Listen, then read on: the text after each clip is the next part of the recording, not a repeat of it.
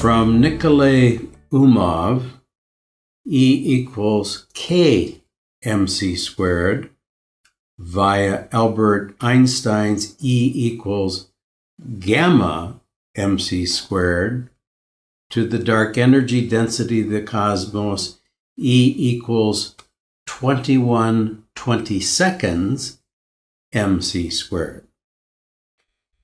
The paper starts from the remarkable classical equation of the great 19th century Russian physicist Nikolai Umov, E equals K mc squared, where 1/2 is less or equal to K is less or equal to 1. M is the mass, C is the speed of light, and E is the equivalent energy of M. After a short but deep discussion of the derivation of Umov, we move to Einstein's formula, E equals gamma mc squared, where gamma is the Lorentz factor of special relativity, and point out the interesting difference and similarity between Umov's K, or kappa I guess in Greek, and Lorentz-Einstein gamma. This is particularly considered in depth for the special case which leads to the famous equation, E equals mc squared, that is interpreted here to be the maximal cosmic energy density possible. Subsequently, we discuss the dissection of E equals mc squared into two components, namely the cosmic dark energy density, which is equal to 21/22 mc squared, and the ordinary energy density, mc squared divided by 22, or 1/22 mc squared. Finally, we move from this to the three-part dissection, where we show that E is simply the sum of pure dark energy plus dark matter energy, as well as the ordinary energy. Yeah. Well, the best thing at the end, I never had so much joy writing a paper like writing this paper, and it's really have a history. I can say it to you. I would like to talk about it in a bit of detail. First, this paper was published in a journal for mechanics. World Journal of Mechanics. And incredible, nobody ever referred to this paper till now. It's not old, still relatively new, and there is too many journals, but nobody, except my friends, people who know me, refer to this paper now. But it shot to something like 5,000 downloads. Suddenly. Shot over a short period, and it is number one in the most popular paper in the journal. But nobody referred to it. But they downloaded. 1,000 downloads, but no one. No. And it has really a more interesting story behind that. Few years ago, not very long ago, I became very friendly with a man I never met till now, who invited me to come and live with him in his new apartment in Spain. He has space with him. And the strange thing about this new friend, he's Israeli, and I'm Egyptian. And he is really an Israeli nationalist, and I am an Egyptian nationalist in the positive sense of the word. I became such a friend, and he wanted me that we work together. And his name is Alex Babson. And Alex, we became so close, and we defend each other intuitively. When anybody attack him on the net, we find we have the same opinion. We never met till now. And Alex always mildly, he's a Jew. And he is from a Russian origin. He was actually in Moscow. And his wife is Ukrainian. he is not an anti-Semitic Jew, but he always lacked the sufficient respect for the personality of Einstein. And I find this very strange, because I had an enormous, and I still have enormous respect for Einstein, being a renegade like me. But Alex was not happy. And suddenly I damped his anti-Einstein attitude, and we were able to write a paper together. Mm-hmm. And I am proud that an Israeli writes with an Egyptian, basically is Israeli and basically I'm Egyptian. Also, when I'm very critical of a lot of things in Egypt, and he is very critical of a lot of things in Israel. But we are both dedicated to the truth first. Mm-hmm. Because before being Israeli and before being Egyptian, we're a human being. Yeah. So we wrote this paper. Again, nobody referred to it except our friend. But the download is enormous about a formula, E equal to K, mm-hmm. MC squared. And this K, in my case, I explain it, it takes the value of the dark energy. So I didn't know that this was about 70 years before special or general relativity. It was done by the head of department of physics in Moscow, University of Moscow. His name is Nikolai Umov. And I'm not so clever at Russian, I know Latin Russian. But Alex told me Umov means the clever one. The guy drove this equation without quantum mechanics and without relativity, mm-hmm. from classic mechanics. Mm-hmm. It's incredible. Mm-hmm. And nobody ever mentioned his name. Mm-hmm. And he was the head of the Moscow Department of Physics. It's amazing, but I didn't know that. Mm-hmm. I learned that later. I said, Alex, why you didn't tell me? If you don't read, why should I tell you? And you're so enthusiastic about Einstein.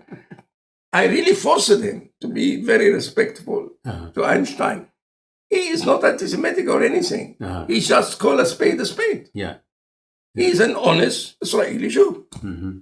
And when you meet an honest Israeli Jew, he is very honest, mm-hmm. extremely honest. Mm-hmm. He's not like other people who work in other fields. Yeah. We are scientists. We are committed to. Then I found there was a lot of people really before Einstein. But somehow you can never, in my opinion, where I stand now, reduce the role of Einstein. Because it is he, the way he explained things and the way he was visible for whatever reason, who made general relativity and special relativity a household name. Mm-hmm. This is an achievement. Yeah. Because we work, as you see, I publish a paper even twice in 2 different journals so that people can see it. Thanks God for Einstein. Mm-hmm. He made everybody see this thing. But then again, the formula of Einstein, E equal mc squared, which I thought is a formula, a side issue of special relativity. It's more important than special relativity and general relativity. And what not understood by anybody, not me, not Einstein. Now we're starting to understand. E equal mc squared is a constant of the cosmos. It is one of the most fundamental. How on earth did Einstein or anybody like Einstein come to it? I don't know. Because we didn't have the knowledge to be. Actually, Einstein made 6 or 7 attempts to prove it. And all of them were wrong. And at last, he made a proof which we all accept as right. But now, even this proof, we can dispute because it turned out to be something like the gravitational constant of Newton equation. Something like it is a cosmological constant, like the cosmological constant he was dreaming of. And then he said, das war meine größte is a lie. That was the most donkey move I ever done. And this donkey move, he called it Einstein donkey move, was how we now interpret dark energy, because it's a cosmological constant. You know, so it's amazing how much is hidden in E equal mc squared. It is 3 quantum components added together. They hide behind the smooth. And you can really, using the heterotic string theory of David Gross, to dissect it in the 3 parts: dark matter, pure dark energy, and normal energy, the normal energy. But the normal energy, which Einstein thought he wrote it, equal or converting matter into energy, E equal mc squared, in reality is only 4%. The rest are dark matter and pure dark energy. And all this was hidden, and nobody can convince me, nor convince Einstein for this matter, that we could have understood that at the time when Einstein was working on it. Impossible. Neither would we have understood that when Poincaré was working in it, and some Italians were working in it. In fact, I doubt very much that Nikolai Omov, the clever, knew what he's doing to get this without relativity and without suspicion. Now only we understand all that in this paper, which nobody referred to, but everybody is downloading it. So if I understand you, it sounds to me, correct me if I'm wrong, that 5/22 of E equals mc squared is the dark matter.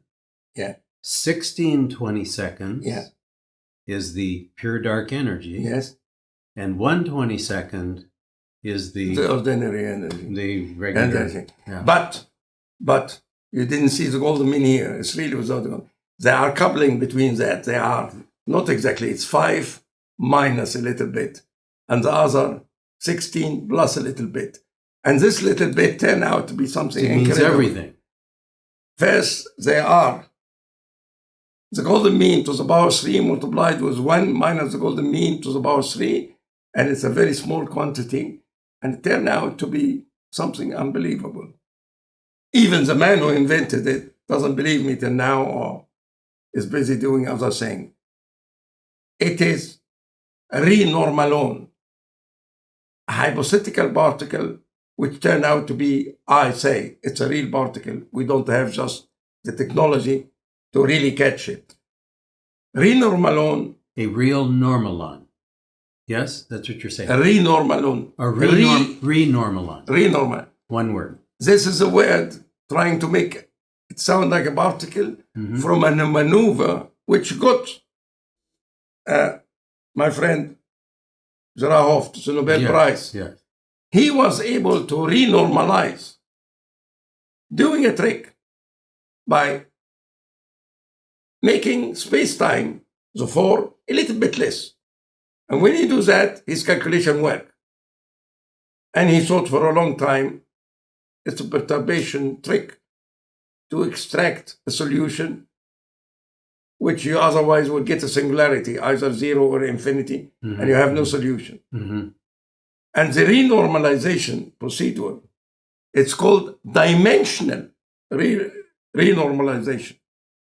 And then the teacher, or the doctor father, or the thesis supervisor of Nobel laureate Zerahoff, when he was a young man, and he together, his teacher said, what if this is really physics and not just a mathematical maneuver? And he said that in one of his books and dwell about it, and he explained it to me also because I was interested in it. I presented this paper, I think, in a conference where he was there and a few other Nobel laureates was there. And this was not easy because I was frightened. He said, they tried, but then at the end said, no, it isn't.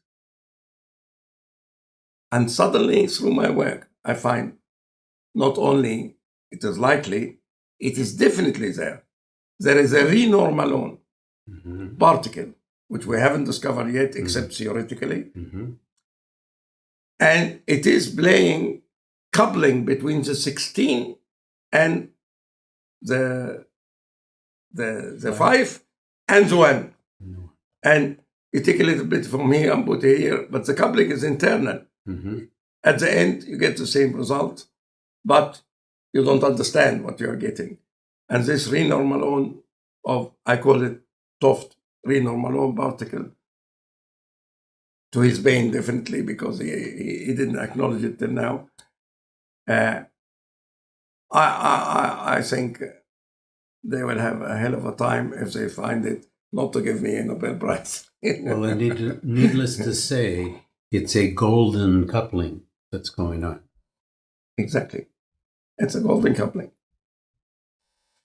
Nature is capricious, but really she divulged so many secrets, and it is now insulted that we don't address it in the language she speaks best. Everything is connected to that.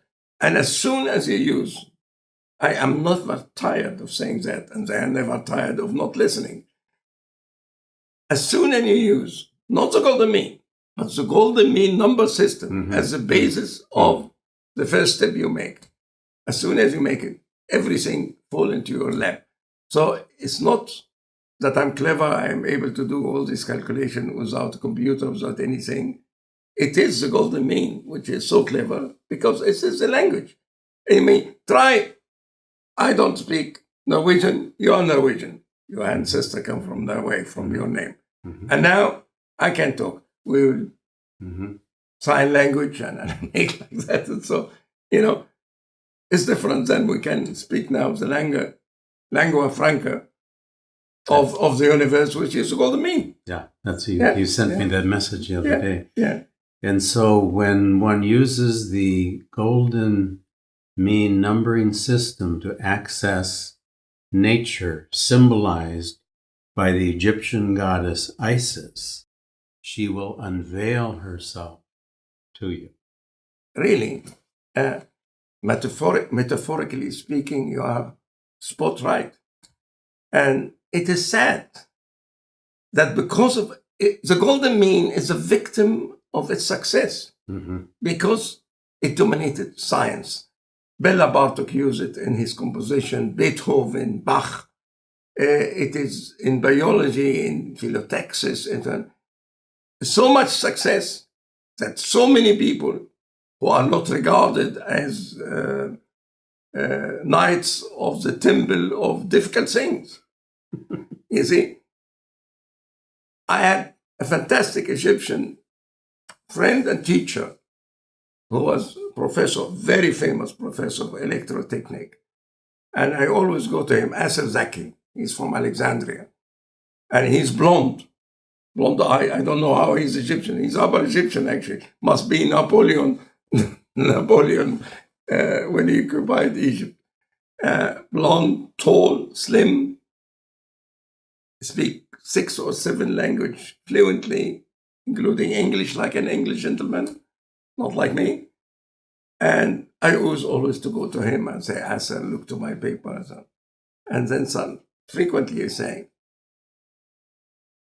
where is Mohamed, the 5% mystic and folk? I say, what? Yes, Mohamed, you must make your paper to be published a little bit foggy and a little bit mystique, in order that they feel that you are cleverer than them and accept it for publication. So I think that is a problem. Things that here is opposite of what I said. Not that we are sloppy. Sometimes we are not mystique enough and foggy enough so that people accept things as they are. Golden mean is a victim of its popularity. It's a very popular thing.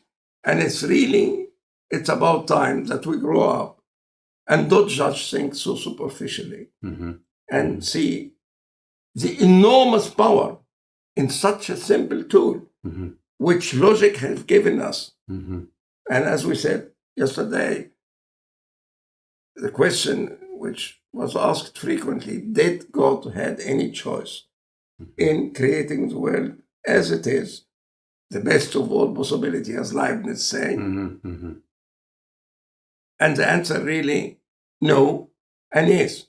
When God created logic, he had nothing to do after that. He leave logic take over, you know. Yeah.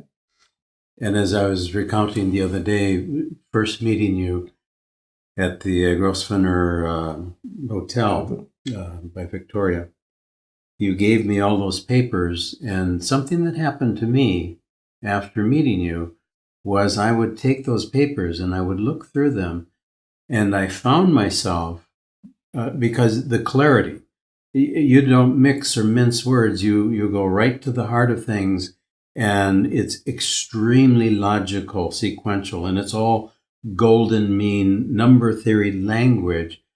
I was practically having spiritual experiences simply looking at the formulas you would use. It would put me in a non-ordinary state of consciousness. I mean, anyway, it's just... It's the beauty of simplicity of the golden mean numbering system. It's just incredible. You take the golden mean, 1 over the golden mean, the smaller form, is equal to 1 plus the golden mean. The 1 over the golden mean square is equal to 2 plus the golden mean. 1 over the golden mean to the power of 3, it becomes 4 plus the golden mean to the power of 3. You add 1, you abstract 1, you find yourself you're having a fractal world, classical world, or a Klein-Kaluza fractal world. And you can go on to Witten theory. 11 plus 1 over 11 plus 1 over 11 plus 1 over 11. What do you get at the end for the 11th dimension? I mean, probably the most genius person still alive is Edward Witten. He have made this mother theory, which is not 10 dimension, not 5, it's 11. But I prove they are relative to that. 11. But if you make it fractal by taking 11 plus 1 over 11, what's 11? What do you end with? You end with 11 plus 5 to the power of 5. And what is 5 to the power of 5? This is Hardy's entanglement. It's incredible. It is incredible. What the entire physics, theoretical physics, become a toy model. And it has to be like that. After all, we didn't create this world by being professor and sitting in university and writing paper. We found ourselves emerging in this world, and everything was there. The planets, the sun, the seas. So this non-living, living world must have a very simple procedure and method to create all this variety. And it's coming now when you have the number system, the lingua franca of the universe, everything becomes trivial, exactly as the sorcerer, John Archibald Wheeler said many, many years ago.